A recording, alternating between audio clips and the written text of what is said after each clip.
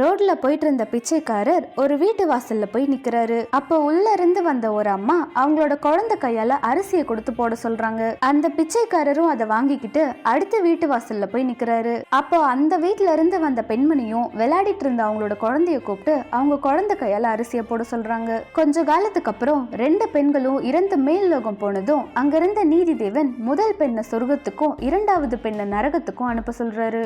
இதை கேட்ட இரண்டாவது பெண் நீதி தேவன் கிட்ட, நானும் என்னோட வாழ்க்கையில தான தர்மங்கள் செஞ்சிருக்கேன், அந்த பெண் செய்தது போலதான் என்னோட குழந்தை கையால அரிசியை போட சொன்னேன், அப்போ எனக்கு மட்டும் ஏன் நரகம் அப்படின்னு கேக்குறாங்க.